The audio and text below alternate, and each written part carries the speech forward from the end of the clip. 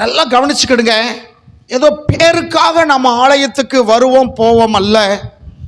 தேவன் கடவுளுக்கும் நமக்கும் இருக்கிற உறவு எப்படி இருக்கிறது, அந்த உறவில தடைகள் வந்திருக்கா, நம்ம எந்த அளவத்தில் வளர்ந்திருக்கிறோம்னு அறிந்து கொள்வதற்காக தான் இப்படி உபவாச ஜபங்களை நாம் நடத்துகிறோம். வெறுமனே ஸ்தோத்திரம் இந்த மண்டவலிக்காக, தலைவலிக்காக, ஸ்தோத்திரம் வியாதிகளுக்காக, காய்ச்சலுக்காக, கைகால் வலிக்காக, பிசாசுக்காக, இதுக்குவே எத்தனை வருஷம் நாங்கள் ஜெபம் பண்றது, எத்தனை வருஷம் நாங்கள் ஜெபம் பண்றது.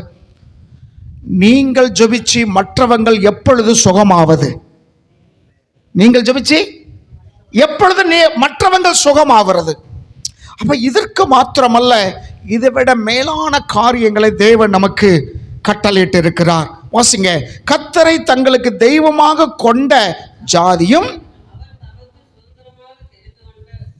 தமக்கு சுதந்திரமாக தெரிந்து கொண்ட ஜனமும் பாக்கியம் உள்ளது. போதும். என்ன தெரிந்து கொண்ட ஜனமும் எப்படிப்பட்டவங்க? பாக்கியம் உள்ளது. கர்த்தரை தங்களுக்கு தெய்வமாக கொண்ட ஜாதியும் ஜனங்களும் எப்படிப்பட்டவர்கள்? பாக்கியவான்கள். நீங்க ஆண்டவர் தெரிந்து கொண்டீங்களா? தெரிந்து கொண்டீங்களா இல்லையா? அப்ப நீங்க யாரு? பாக்கியம் உள்ளவர்கள். கர்த்தரை தெய்வமாக கொண்ட ஜனங்கள். அப்போஸ்தலர் புஸ்தகத்துல விசுவாசிகள் எல்லோரும் ஒருமனப்பட்டு ஒரு இடத்துல கூடியிருந்தார்கள். ஒரு மனம் இருந்தால் ஒரு இடத்துல இருப்போம், ஒரு மனம் இல்லை என்றால் பல இடத்துல போயிடுவோம். இன்னைக்கு நமக்கு அந்த ஒற்றுமை இருக்கா?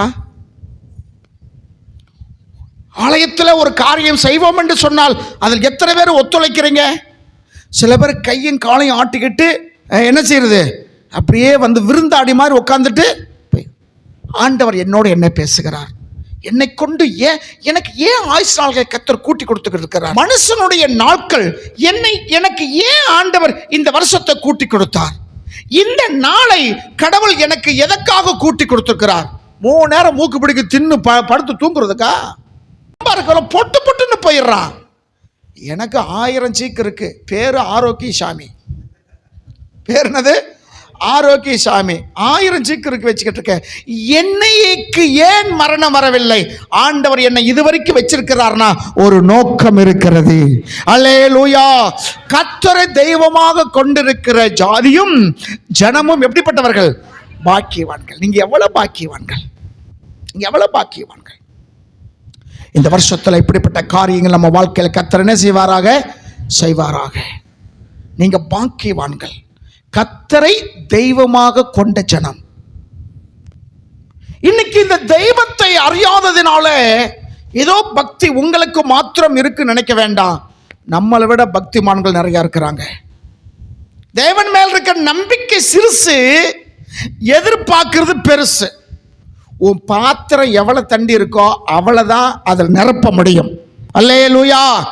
உங்க விசுவாச பாத்திரம் இருக்கு பாத்தீங்களா, அந்த பாத்திரம் எவ்வளவு சைஸோ அந்த அளவத்தை தான் நிரப்ப முடியும். நீங்க டம்ளர் கொண்டு போயிட்டு அண்டா நிரப்புற தண்ணி என் டம்ளர் ஊத்தன்னா ஊத்துறதுக்கு ஆண்டவர் ரெடிதான். அது என்ன ஆயிரும்? வேஸ்டா போயிரும். ஆமா இல்லைங்களா? ரொம்ப பேருடைய ஆசீர்வாதம் இப்படிதான் என்ன ஆயிருச்சு? வேஸ்டா போயிருக்கு. என் பாத்திரம் நிரம்பி வழியின ஆண்டவரே. கர்த்தரை தெய்வமாக கொண்ட ஜனம் பாக்கியம் உள்ளது. நீங்கள் நான் எப்படிப்பட்டவங்க? பாக்கியம் உள்ளவங்க. மற்றவர்களுக்கு இதெல்லாம் தெரியாது. இப்படி சொல்றதுக்கு ஆட்கள் அவங்களுக்கு இல்லை, சொல்ற இடத்துக்கும் வரவும் மாட்டாங்க. காரணம், அவங்க வேறொரு லைன்ல இருக்கிறாங்க. விளங்குதுங்களா? இங்க நம்ம பார்க்கிறோம் அந்த வசனத்தை. கர்த்தரை தங்களுக்கு தெய்வமாக கொண்ட ஜாதியும் அவர் தமக்கு சுதந்திரமாக தெரிந்து கொண்ட ஜனம் எப்படிப்பட்டது? நீங்க பாக்கியவான்களா இல்லையா? பாக்கியவான்களா இல்லையா? எதை வச்சு சொல்றீங்க? கர்த்தரை தெய்வமாக கொண்டதுனால. நான் முன்னாடி சொன்ன பாத்தீங்களா, அதெல்லாம் விட்டுட்டு அவங்களும் தெய்வம் என்றுதான் போகிறார்கள். ஆனா நாம கர்த்தர் தெய்வம் என்று வந்திருக்கிறோம். கைகளை தட்டி நன்றி சொல்லுவோம். ஹல்லேலூயா.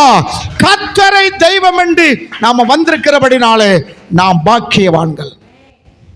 பாக்கியம் என்றால் என்ன? சில பேரோட பேர் இருக்கு. பாக்கிய லட்சுமி, பாக்கியவதி, பாக்கியம் வச்சிருக்கிறாங்க. என்ன பொருள்? பாக்கியம் என்றால் என்ன பொருள்? அதிர்ஷ்டமா? பாக்கியம்னா அதிர்ஷ்டமா? லட்சுமியும் பேர் இருக்கு. அதிர்ஷ்டம், அதிர்ஷ்ட லட்சுமி பேர் வச்சிருப்பாங்க. பாக்கியம் என்றால் என்ன? பாக்கிய லாட்டரி இருக்கா? பாக்கியம் என்றால் எல்லாம் உடையவள் அர்த்தம். எல்லாம், அதுக்கு ஒன்று ரெண்டு கிடையாது. அவளுக்கு என்ன தேவையோ அதுக்கு பேர் தான் அது பாக்கியம். பாக்கிய ராஜ்னு பேர் வச்சிருக்காங்களே. பாக்கியத்துக்கு ராஜ், ராஜா, எல்லாம் உடைய ராஜா. அப்ப பாக்கியவான்கள் என்று சொன்னால் நாம் எல்லாவற்றையும் உடையவர்களாக இருக்க வேண்டும். அல்லேலூயா. சமாதானம் வேணும், மகிழ்ச்சி வேணும், சந்தோஷம் வேணும். நான் சொல்ல எல்லாவற்றையும் உடையணும்னா எப்ப பார்த்தாலும் இந்த பண்ணி மாதிரி கீழே பார்க்கறதல்ல, மேலே பார்க்கறது. நம்ம இதயத்தில் ஒரு பெரிய மகிழ்ச்சி, ஒரு பெரிய சந்தோஷம். அப்ப நமக்கு பேர் என்ன? பாக்கியவான்கள் என்று வேதம் எழுதியிருக்கிறது. ரொம்ப பேர் பார்த்தா நிறைய வச்சிருப்பாங்க, அவங்கள பார்த்தீங்கன்னா பரிதாபமா இருக்கும். என்ன சொல்றேன்னா, பாக்கியம் உள்ளது நம்ம மனதில் சமாதானம் இருக்கா, மகிழ்ச்சி இருக்கா, மறுமை குறித்து நம்பிக்கை இருக்கிறதா, இதுக்கு பேர் தான் என்னது? பாக்கியம். அப்ப ஜாதியும் ஜனமும் இப்படிப்பட்டவர்கள் பாக்கியம் உள்ளவர்கள் என்று வேதத்தில் நம்ம வாசித்தோம்.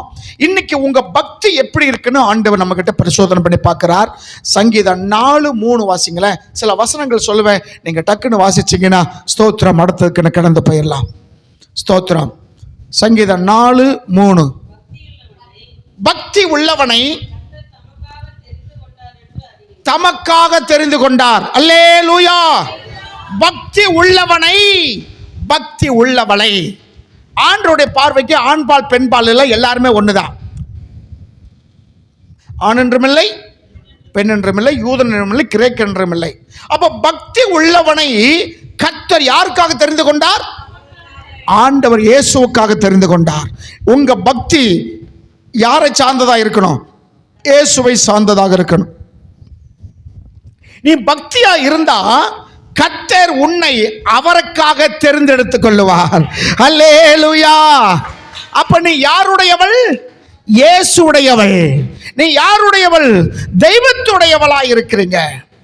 வேதம் சொல்லுது, உங்களை தொடுகிறவன் என் கண்ணின் கருவிழியை காரணம். நீங்க கடவுளுடைய பிள்ளைகளாய் இருக்கிறபடினால கடவுளை மீறி எந்த சக்தியும் உங்களை ஆட்கொள்ளாது, எந்த சக்தியும் உங்களை தொடாது. அப்ப பக்தி உள்ளவனை கர்த்தர் தமக்காக தெரிந்து கொண்டார். அவருக்காக தெரிந்து கொண்ட கூட்டம் தான் நீங்களும் நானும். பக்தி உள்ள பிள்ளைகளை கர்த்தர் தனக்காக தெரிந்து கொண்டார். இதான் நம்ம பாடுறோம், நான் இயேசுவின் பிள்ளை, எனக்கு பயமே இல்லை. காரணம், அவர் என்னை தெரிந்து கொண்டார். எப்படி இருக்கும்போது தெரிந்து கொள்ளுவாரு? பக்தி உள்ளவனாக இருக்கும்போது. ஏதோ ஒரு வகையில் ஒரு பக்தி, ஏதோ ஒரு காரியத்தின் மேல பக்தி. இன்னைக்கு நம்ம பக்தி கர்த்தரை தெய்வமாக கொண்ட ஜனம். அல்லேலூயா. ஆகையால் இந்த பக்தி உள்ளவங்களா நாம் இருப்போமானால் கர்த்தர் நம்மளை அவருக்காக என்ன செய்வார்? தெரிந்தெடுத்துக் கொள்ளுவார். இன்னொரு வசனம் வாசிங்க.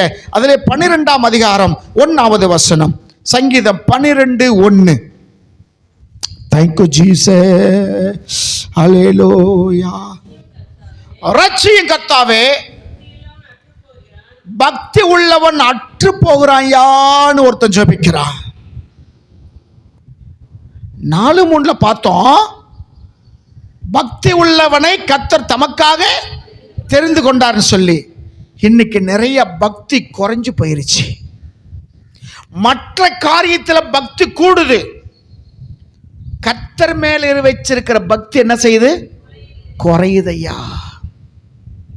நீங்கள் விசுவாசத்தில் இருக்கிறீங்களோ இல்லையோ என்று உங்களை நீங்களே நிதானித்து பாருங்கள். ஆண்டவர் சொன்னார், கடைசி நாட்கள் 2 சம்பவங்கள் நடக்கும்.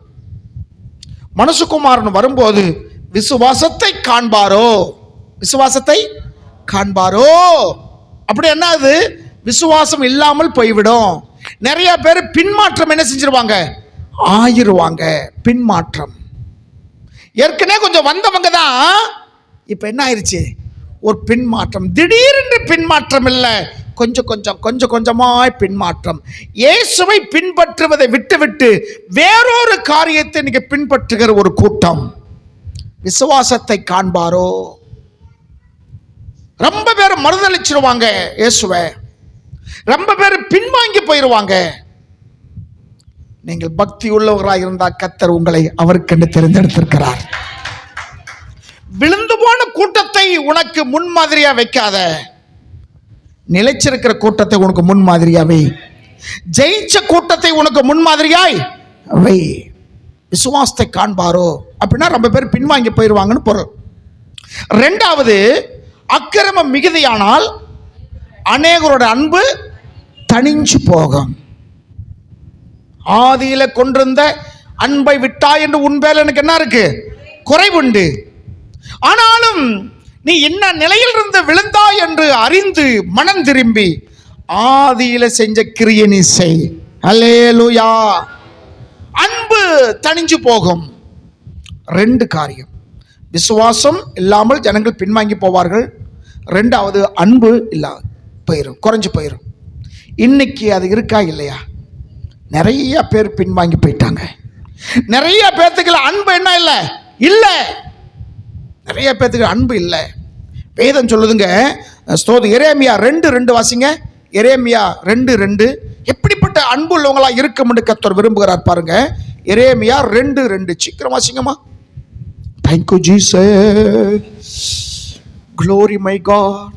ஸ்தோத்திரம் ஸ்தோத்திரம். எரேமியா 2:2. நீ போய்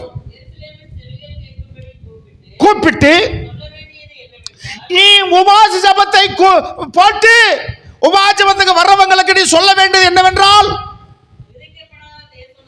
விதைக்கப்படாத தேசமாகிய வனாந்தரத்திலே நீ எனக்கு பின்பற்றி வந்த. அல்லேலூயா. என்ன தேசம், என்ன தேசம்? விதைக்கப்படலைன்னா அந்த தேசம் எப்படிப்பட்ட தேசம்? வறுமை இருக்கிற தேசம். அங்க கஷ்டம் இருக்குன்னு அர்த்தம். விதைப்பம் அறுப்பம் பூமியின் முடிவு பரியந்தம் இல்லாமல் போகாது என்று சொல்லியிருக்கு. ஆனா விதைக்கப்படாத தேசத்துல, அத கஷ்டத்துல இருக்கும்போது, பிரச்சனையில் இருக்கும்போது, மத்தியான சாப்பாடு என்ன செய்யலாம் என்று அந்த அந்த நினைப்புல இருக்கும்போது, சாயங்காலம் என்ன செய்வோமோ தெரியல என்று கலங்கி கொண்டு அந்த சூழ்நிலை இருக்கும்போது, விதைக்கப்படாத தேசத்துல வரும்போது எனக்கு பின்னே இல்ல இந்த ஃபர்ஸ்ட் வாசிங்க. விதைக்கப்படாத தேசமாகிய வனாந்தரம். வனாந்தரம் என்றால் என்ன? வனாந்தரம்னா என்ன? கஷ்டம், பாடு, தண்ணி கிடைக்காது, சாப்பாடு கிடைக்காது, வனாந்தர வாழ்க்கை. சில பேர் சொல்றாங்களே, என் வாழ்க்கை பாலவனமா இருக்கையா, என் வாழ்க்கை ஸ்தோத்திரம் வனாந்தரமா இருக்கையா. நீங்க இப்படிப்பட்ட வார்த்தைகள் கேட்க கேட்க கேட்கதான் உங்களுக்குள்ளாக விசுவாசம் எழும்பி பிரகாசிக்கும். அல்லேலூயா. வேதத்தை கேட்காம உங்க விசுவாசம் வளராது. ஒரு செடியை வச்சுட்டு தண்ணி, நானும் செடியை வச்சுட்டேன், ஒரு தென்னை மரத்தை வச்சுட்டேன்னு சொல்லி அப்படியே விட்டுட்டு போன என்ன இருக்காது, நீங்க எதிர்பார்க்கிற பலன் இருக்காது, சொத்து போயிடும். அப்ப வேத வசனத்தை நீங்க எந்த அளவுல கேட்க கேட்க கேட்க உங்களுக்குள்ள இருக்கிற விசுவாசம் வளரும். ஆமென். அப்ப வனாந்தர வழியில யாரை பின்பற்றி வந்த? யாரை பற்றி விழுந்த? நீ கஷ்டத்தில் இருக்கும்போது, உபத்திரத்தில் இருக்கும்போது, பாடுகள் மத்தியில் இருக்கும்போது, அடுத்த நாள் என்ன செய்வோம் என்று என்ன ஒண்ணுமே இல்லை. அந்த ஏழை விதவி பார்க்கும்போது 2 வெள்ளிக்காசு இருந்ததை என்ன செஞ்சிட்டா, போட்டுட்டா. நாளைக்கு என்ன எனக்கு தெரியாது. அடுத்த நேரம் சாப்பாட்டை குறித்து அந்த அம்மா என்ன செய்யல, கவலைப்படல. இருந்ததே 2 வெள்ளிக்காசு தான், 2 நாள் சம்பளம். அது அன்னைக்கு ஒரு ஆளுடைய கூலி என்ன, ஒரு பணம். சரிங்களா? 2 நாளுடைய கூலி அந்த அந்த வயசான அந்த மூதாட்டி வச்சிருந்தா. அடுத்த நேரம் சாப்பாட்டை குறித்து அந்த அம்மா கவலைப்படல, அதில் போட்டு விட்டாள். யாரை நம்பி போட்டா? ஆண்டவர் நம்பி. ஆண்டவர் என்னை பட்டினியாய் விட மாட்டார். ஐயா, கைகளை தட்டி, கைகளை தட்டி. ஆண்டவர் என்னை பட்டினியாய் விட மாட்டார். சிங்க குட்டிகள் தாழ்ச்சி அடைந்து பட்டினியாய் இருக்கும்.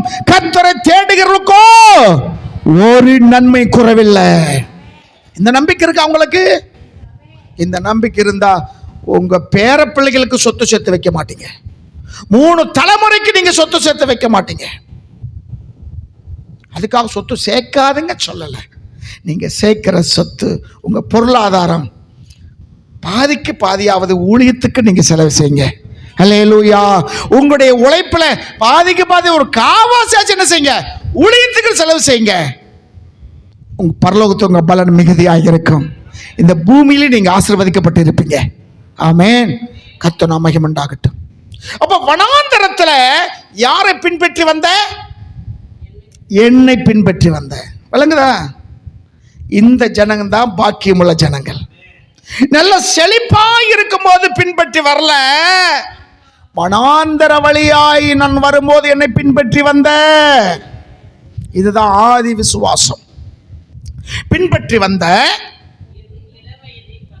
உன் இளம் வயது பக்தி. என்ன பக்தி? என்ன பக்தி? இளம் வயது பக்தி. அது என்னையா பக்திக்கு என்ன இளசு வயசானது இருக்கு? பக்தி ஒண்ணுதானே. அது என்ன இளம் வயது பக்தி, வயசானவங்க பக்தி? உங்க வீடுகளை சில பேர் சொல்லியிருப்பாங்க, கோயில் குளத்துக்கு போகணும் அதுக்குன்னு ஒரு வயசு இருக்கு. கோயில் குளத்துக்கு போனோம்னா அதுக்குன்னு ஒரு வயசு இருக்கு. இப்போ உனக்கு என்ன வந்துச்சு, எதுக்காக போற? கேள்விப்பட்டீங்க இல்லையா? அப்ப அவங்களுடைய நினைப்பு என்ன, ஒரு குறிப்பிட்ட வயசுக்கு பிறகுதான் கோயில் குளத்துக்கு போகணும் வச்சிருக்கிறாங்க. ஆண்டவர் எதிர்பார்க்கிறாரு உன் இளம் வயது பக்தி. ஏன் இளம் வயதுன்னா, இளம் வயதுல அவங்க எந்த காரியமும் துணிச்சலா செய்வாங்க.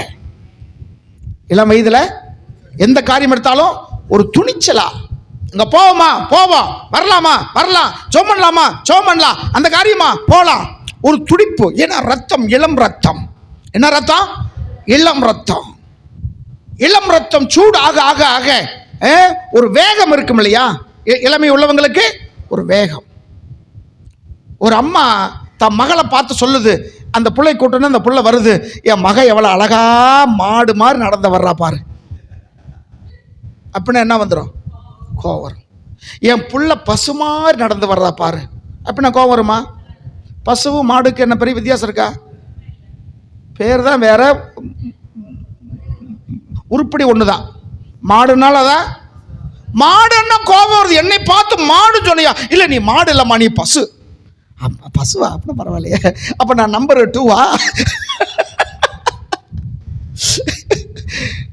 அப்ப இளம் வயதின் பக்தி அப்படின்னா, நீங்க இயேசுவை ஏற்றுக்கொண்ட போது அந்த இளமைக்குரிய பக்தி இன்னைக்கு இருக்கா?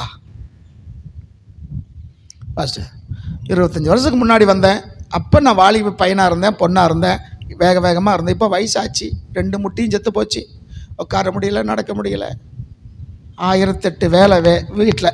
ஆனால் யார் சொன்னாலும் 1008 வேலைன்னு சொல்கிறாங்க. எப்படி கரெக்டாக என்றாங்கன்னு தெரியல.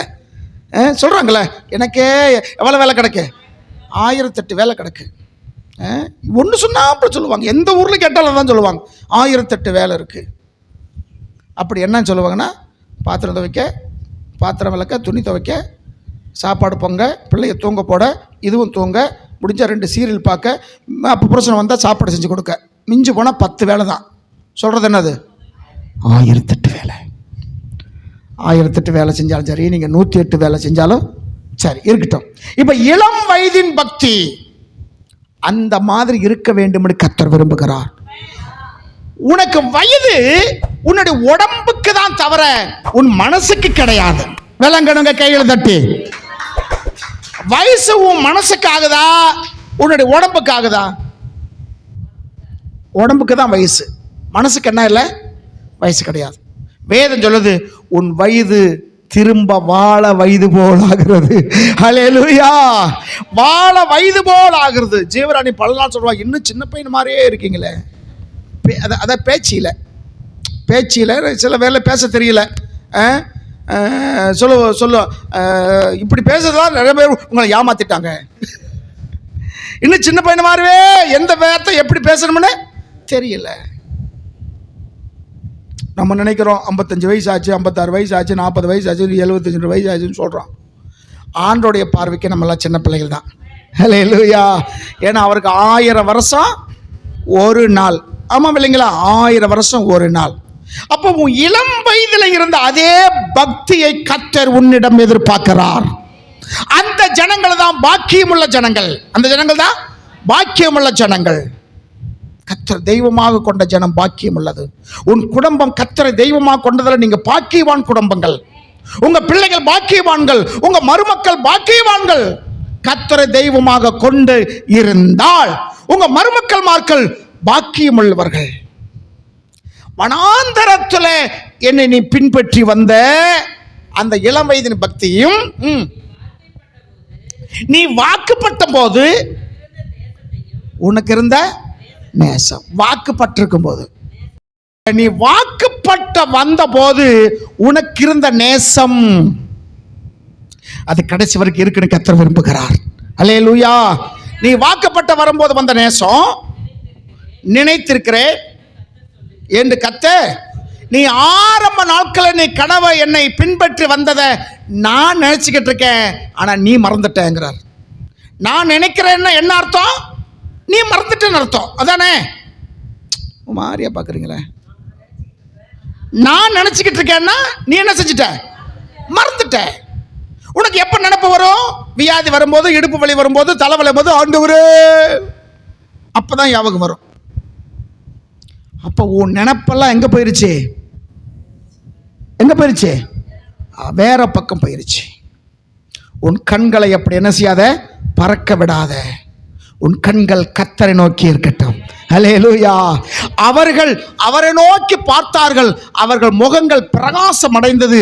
அவங்க முகங்களை வெட்கம் என்ன செய்யல? காணப்படல. நீ வாக்குப்பட்டு வரும்போது நீ உன்னுடைய நேசம் நான் நினைச்சுக்கிட்டு இருக்கேன். என் மனைவி கல்யாணம் முடிச்சு வந்த புதுசுல அப்பா அவ்வளோ பாசமா இருந்தா, அவ்வளோ பிரியமா இருந்தா. இப்ப என்ன செய்ய மாட்டேங்கிறா? சொல்லுங்க, என்ன செய்ய மாட்டேங்கிறா?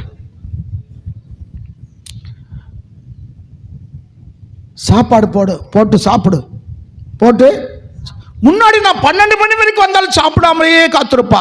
இந்த எலிக்கு மருந்து வச்சு டெஸ்ட் பார்க்குற மாதிரி. எலியை சாப்பிட விட்டு தான் என்ன செய்யும், அதுக்கு பிரச்சனை வருதா இல்லையான்னு தெரிஞ்சுட்டு தான் இவங்க அதுக்கப்புறம் தான் அந்த மருந்து வந்து டெஸ்ட் பண்ணுவாங்க. இன்னைக்கு 12 மணிக்கு வந்தாலும் என் வீட்டுக்காரம்மா சாப்பிடாமலேயே இருக்கும். கல்யாணம் முடிஞ்ச புதுசில். அதுக்கப்புறம் கொஞ்சம் நாள் ஆயிடுச்சுன்னா, ஆமாம் 12 மணிக்கு வருவா, அது வரைக்கும் நான் உட்காந்துருக்கேன், எனக்கு பசி சாங்க முடியல, நினைச்சிட்டேன் சாப்பிடும். அது நல்லது தான், அப்படிதான் இருக்கணும். ஆணுக்கு பெண் என்ன கிடையாது, அடிமை. உன் இளம் வயது பக்தி இன்னைக்கு இருக்கா? இயேசுவை ஏற்றுக்கொண்ட போது உனக்கு இருந்த பக்தி இன்னைக்கு இருக்கா? இயேசுவை ஏற்றுக்கொண்ட போது உனக்கு இருந்த வேகம், விவேகம், கர்த்தருக்காக எதையாவது சாதிக்கணும் என்ற அந்த வெறி இருந்தது, இன்னைக்கு அது உங்களுக்குள்ள இருக்கா என்று ஆண்டவர் கேட்கிறார். இந்த பக்தியுள்ள ஜனங்களை கர்த்தர் தமக்காக தேர்ந்தெடுத்திருக்கிறார். கைகளை தட்டி ஓர சந்துரியால ரபா கரபா. இந்த பக்தி நமக்கு இருக்க வேண்டும். இந்த பக்தி தான் கர்த்தர் எதிர்பார்க்கிறார். இப்ப வாசிங்க, நீங்க சங்கீதத்தில் வாசிங்களே 12:1, சங்கீதம் 12:1.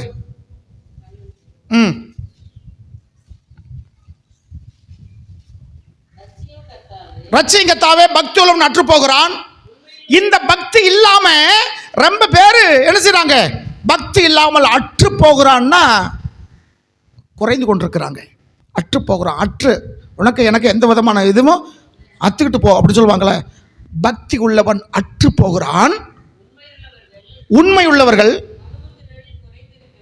மனுபுத்திரல குறைந்திருக்கிறார்கள். இவருடைய ஜெபம் பாருங்க. ரட்சியும் கர்த்தாவே, பக்தி உள்ளவர்கள் அற்று போகிறாங்க. பக்தி உள்ளவங்களாம் எனக்காக தெரிந்து கொண்டு சொன்னீங்க, இன்னைக்கு பக்தி உள்ளவங்க குறைஞ்சிக்கிட்டே போகிறாங்க. உண்மை உள்ளவங்க மனுபுத்திரல குறைந்திருக்கிறார்கள். உண்மை இல்லை, ஜெபத்தில் உண்மை இல்லை, அன்பில் உண்மை இல்லை, கர்த்தருக்குரிய காரியத்தில் என்ன இல்லை? உண்மை இல்லை. இன்னைக்கு உண்மை இல்லாத வாழ்க்கை. தேவனுக்கும் உங்களுக்கு இருக்கிற உறவு எந்த அளவத்தில் உண்மையாக இருக்கிறீங்க? உண்மை உள்ளவர்கள் குறைந்திருக்கிறார்கள். அந்த குறைந்திருக்கிற கூட்டத்தில் நாம் இருக்கக்கூடாது. அந்த குறைந்திருக்கிற கூட்டத்தில் நாம் என்ன செய்யக்கூடாது? இருக்கக்கூடாது. உண்மையுள்ள கூட்டத்தில் முடிஞ்ச அளவில் இருப்போம். ஆமேன். தேவநாம மகிமுண்டாவதாக. ஏன்னா சில பேருடைய பக்தி எப்படி இருக்கா? ஸ்தோத்திரம். ஓசியா புஸ்தகம் 6ஆம் அதிகாரம் 4ஆம் வசனத்துல சில பேருடைய பக்தி எப்படி இருக்கு பார்த்துக்கிடுங்க. ஓசியா 6:4,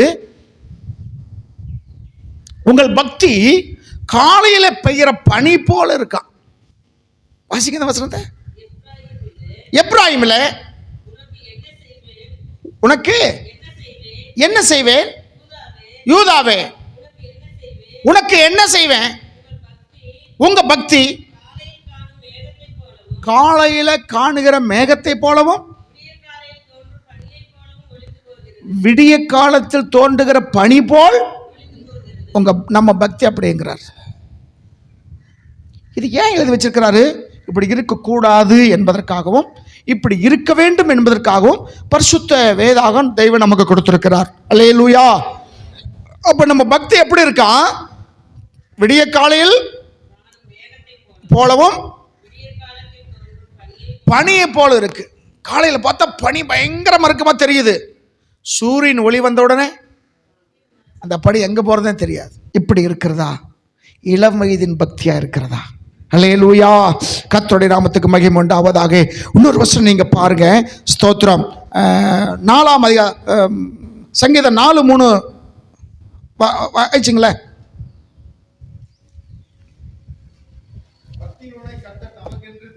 தெரிந்து கொண்டார். சரிங்களா? இப்ப 74வது சங்கீதம் 1 to 4 முடிய வாசிங்க. ஸ்தோத்திரம். ஜெபம் பண்ண போறோம் நம்ம. சங்கீதம் 74 1 to 4 முடிய. இங்க ஒருத்தருடைய ஜெபத்தை குறித்து அழகாக வேதம் நமக்கு சொல்லுகிறது. தேவனே, என்றைக்கு நான் என்னையா செஞ்சோம்? நாங்க ஜெபிக்கல, ஒன்றும் நடக்கிறது இல்லை, எங்களை ஏன் தள்ளி விடுறீங்க? தள்ளி வர்றதுக்கு ஒரு முகாந்திரம் இருக்கணும்ல, ஒரு காரணம் இருக்கும்ல. என்றென்றைக்கு ஏன் எங்களை தள்ளி விடுகிறீர்? உங்களுடைய மேய்ச்சலின் ஆடுகள். இயேசு சொன்னாரு, நானே நல்ல மேய்ப்பன், ஆடுகளுக்காக என் ஜீவனை கொடுக்கிறேன் என்று யோவான் சுவிசேஷம் 10ஆம் அதிகாரம் 11ஆம் வசனத்தில் நம்ம வாசிக்கிறோம். உங்களுடைய மேய்ச்சலுடைய ஆடுகளும் ஏன் பொழிகிறது? கவனிங்க, பூர்வ நாட்கள் நீ சம்பாதித்துக் கொண்ட சபை. சபை என்பது ஏதோ நம்ம கட்டின கட்டடம் அல்ல, இது தேவனுடைய சபை. விளங்கினவங்க அல்லேலூயா. பூர்வ நாட்களில் நீர் சம்பாதித்துக் கொண்ட சபை. எப்படி சம்பாதிச்சாரு? நீங்க ஒரு கார் வாங்குறீங்க, ஒரு பைக்கை வாங்குறீங்க, எப்படி நீங்க வாங்கியிருப்பீங்க? சம்பாதிச்சு வாங்கியிருக்கீங்க. சில பேர் எங்க மாதிரி இருக்கிறவங்க லோன் போட்டு என்ன செய்யறாங்க? வாங்குறாங்க. எப்படியா சம்பாதிச்சுதான் என்ன செய்ய போறோம்? அது கட்ட போறோம். ஆமா இல்லைங்களா?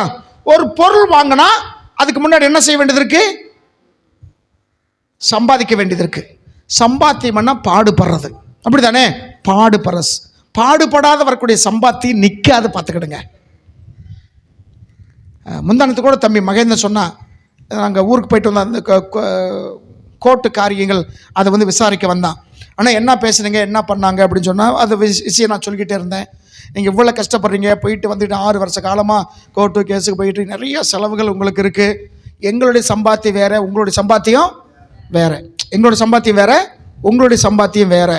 ஏன்னா அவர் டெய்லி வேலைக்கு போகிறாரு, அந்த வேலை கேட்ட ஊதியம் அவருக்கு கிடைக்குது. அவருக்கு தெரியும் எனக்கு என்ன வருமானம் வருமென்று தெரியும். அதனால நீங்கள் இந்த சொற்ப காரியத்தை வச்சு நீங்கள் இவ்வளோ தூரம் கஷ்டப்பட்டுக்கிட்டு இருக்கீங்க, ஆனால் இப்படியே இருந்தால் எப்படி அப்படின்னு. அப்போ ஒரு பொருள் வாங்கணும்னா ஒரு சம்பாத்தியம் வேணும்.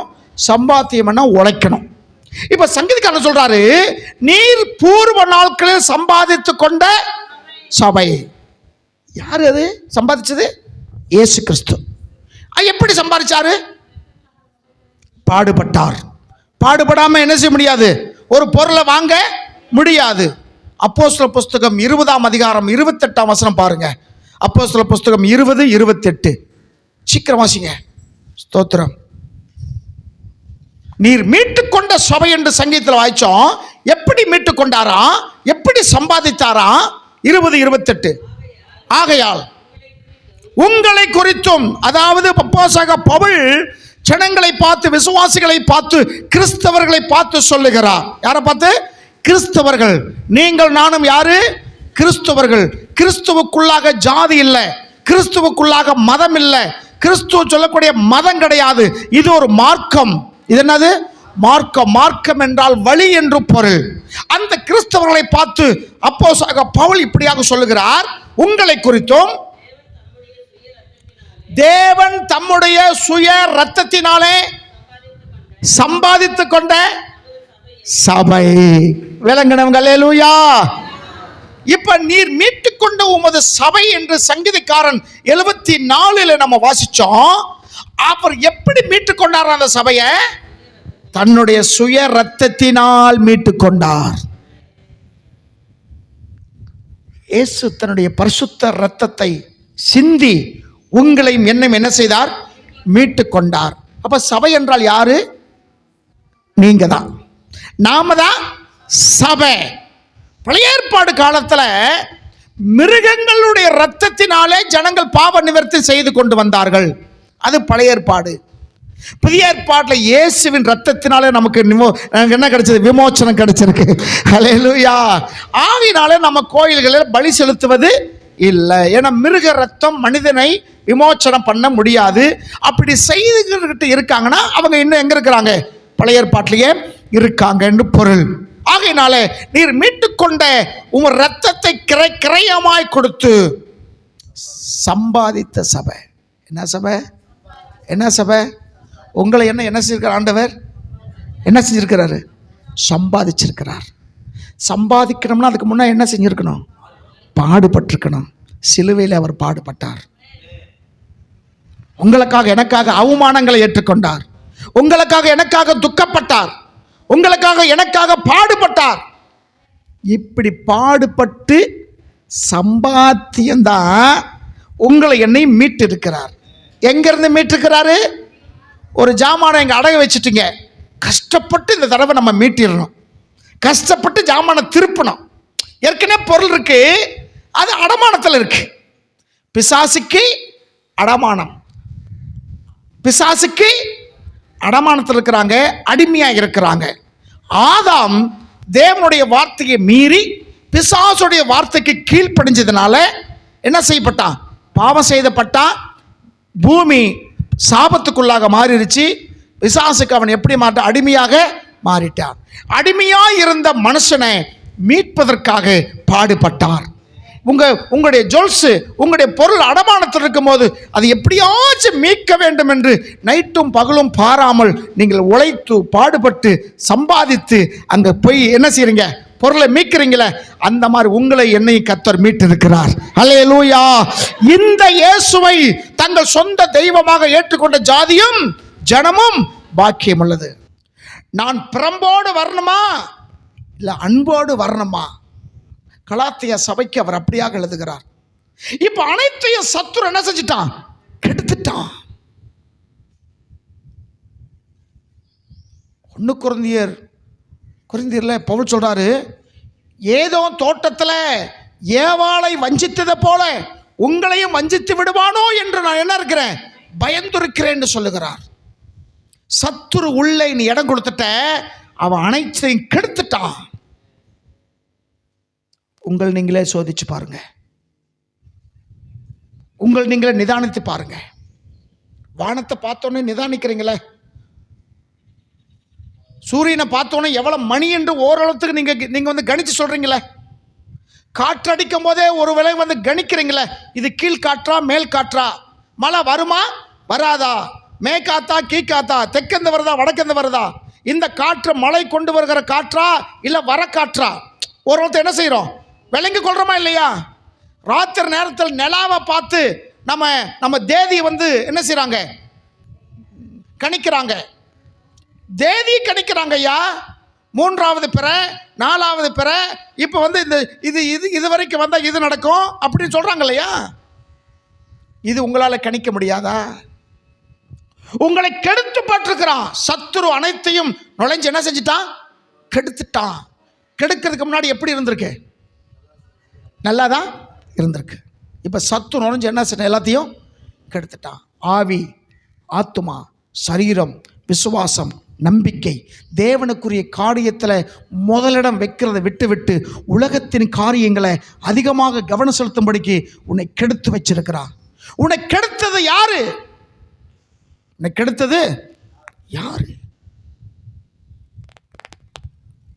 இங்க சொல்றாரு சங்கீதக்காரன் ஆசாப், அவன் பேரு. ஐயா, பூர்வ நாட்கள் இருந்தது போல இப்ப இல்லை. சத்துரு உள்ள எல்லாத்தையும் கெடுத்துட்டான். வாசிங்க. உம்முடைய சத்துருக்கள் உம்மது ஆலயத்துக்குள்ளே கர்ஜித்து தங்கள் கொடிகளை அடையாளங்களாக மாற்றுகிறார்கள்.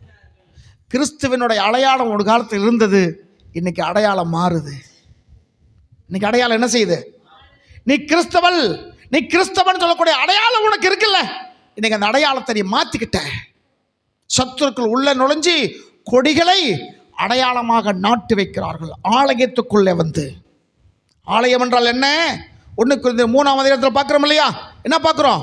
நீங்களே அந்த ஆலயம் என்றும் தேவனுடைய ஆவி உங்களுக்குள்ள வருகிறது இருக்கிறது என்றும் நீங்கள் அறியாமல் இருக்கிறீர்களா என்று சொன்னார்ல. அப்ப அந்த ஆலயத்தில் சத்துரு அடையாளமாக சில காரியம் இருக்கிறது. விலங்குனா விளங்கிக்கிங்க, விலங்காட்டி போங்க. தேவ ஆலயமாகிய உங்களுடைய சரீரத்தில் பிசாசுடைய அடையாளங்கள் ஏதாச்சும் இருக்கா? அப்படி கெடுத்து போட்டான். எல்லாத்தையும் என்ன செஞ்சிட்டான்? கெடுத்துட்டான். பரிதபிக்கிறார் சபைக்காக. ஆதியில் இருந்த அந்த காரியத்தை ஜனங்கள் விட்டுட்டாங்க. ஆண்டவரே, பக்தி உள்ளவன் அற்று போயிட்டான். உண்மையுள்ளவர்கள் ஜனங்கள் என்ன செய்தாங்க? குறைந்து போயிட்டாங்க. பொய் பொய், வாயை திறந்தாலே பொய், வாயை திறந்தாலே பொய். விளங்குதா? தெய்வ பக்திய ஆதாய தொழிலாக என்று எண்ணி மனுஷராலே உண்டாகும் மாறுபாடமான தர்க்கங்களும் இப்படிப்பட்டவங்களை என்ன செஞ்சுக்கோ, என்ன செஞ்சுக்கோ சகோதரியே, சகோதரா. இன்னைக்கு கர்த்தர் உங்களை பார்த்தா கேட்கிறார், இப்படிப்பட்டவங்களை விட்டு விலகு. அவங்க செய்கிற காரியத்தில் நீ உடன்படாத, அவங்க செய்கிற காரியத்தில் சம்மதிக்காத. ஏன்னா இயேசு இரத்தத்தினாலே உன்னை மீட்டு கொண்டு இருக்கிறார். இப்படிப்பட்டவன் என்ன செய்யணும்? விட்டு விலகு. தாடி வச்சுக்கிட்டு பின்னாடி ஆம்பளை வந்து குடும்பி போட்டுக்கிட்டு இருக்கான், பின்னாடி குடும்பி போட்டுக்கிட்டு இருக்கான். ஒருத்தன் பின்னாடி போகிறான், ஒருத்தன் உச்சி குடும்பி மாதிரி மேலே வச்சிருக்கான்.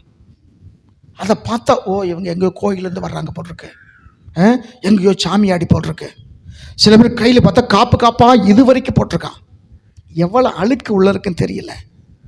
தின்னு தின்னு கொளுத்து போயிருக்கான். சட்டை போடாமல் தொப்பையோடு வர்றான். இதில் என்னது?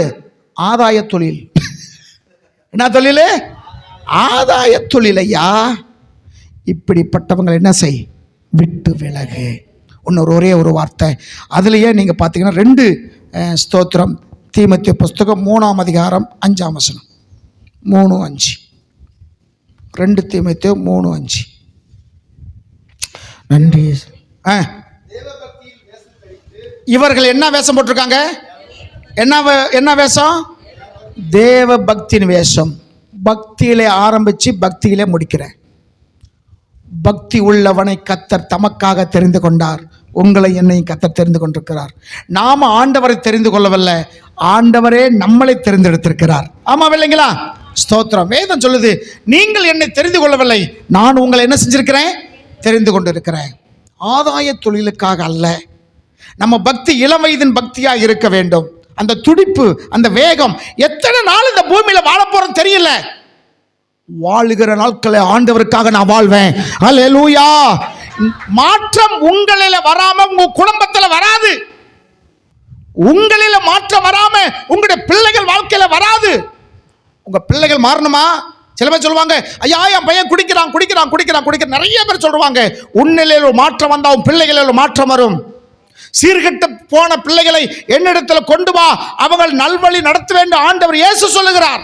கூட்டு வா, நிறைவு வரும்போது குறைவு போகும். கைகளை தட்டி ஸ்தோத்திரம். அதனால தேவ பக்தியின் வேஷத்தை தரித்து வாசிப்பத 3:5. தேவ பக்தியின் வேஷத்தை தரிக்கிறவங்களா இருப்பாங்க. இது கடைசி நாட்கள்ல சொல்லப்பட்ட வார்த்தை. தேவ பக்தியின் வேஷம், கிறிஸ்தவன் என்ற வேஷம், விசுவாசின்னு சொல்லக்கூடிய வேஷம் தரிக்கக்கூடாது. என்ன செய்யக்கூடாது? தரிக்கக்கூடாது. கடைசி நாட்கள் அப்படி இருப்பாங்க. தேவ பக்தியின் வேஷத்தை தரித்து அதன் பலனை மறுதலிக்கிற நன்மைகளை பெற்றுக்கொண்டு கடைசியில் மறுதலிச்சுட்டு போயிடுவாங்க. தேவ பக்தியின் வேஷத்தை தரிக்காதீங்க. ஒன்றும் பன்னிக்குட்டியாயிரு, இல்லாட்டி கண்ணுக்குட்டியாரு. ஒன்றும் பன்னிக்குட்டியாயிரு, இல்லாட்டி கண்ணுக்குட்டியாயிரு. சர்ச்சுக்கு வந்தால் கண்ணுக்குட்டியாக இருப்பேன், வீட்டுக்கு போனால் பன்னிக்குட்டியாக மாறுன்னா. ஆகினால இப்படிப்பட்டவங்களை என்ன செய்ய? விட்டு விலகணும். சரி, இப்போ முதல் சொன்ன வசனம் சங்கீதம் 33:12 வாச்சோம்ல, கர்த்தரை தெய்வமாக கொண்ட ஜனம் பாக்கியவான்கள். நீங்கள் நானும் கர்த்தரை தெய்வமாக கொண்டுக்கிறோம். கல்லையோ மண்ணையோ நாயோ பன்னியோ மாடையோ இந்த பார்க்கறது பார்க்காதது எல்லாம் நம்ம தெய்வமாக கொள்ளலை. யாரை தெய்வமாக கொண்டிருக்கிறோம்? கர்த்தரை தெய்வமாக கொண்ட ஜனங்கள் நம்ம எப்படிப்பட்டவங்க? பாக்கியவான்கள். பாக்கியவான்களை என்ன அர்த்தம்? எல்லாவற்றையும் உடையவள். கர்த்தர் இந்த பூமியில் வாழுகிற நாட்களில் எல்லாவற்றையும் உடையவர்களாக கர்த்தர் வைத்திருக்கிறார். இந்த விசுவாசத்தோட போங்க, கர்த்தர் உங்களை பலப்படுத்துவார்.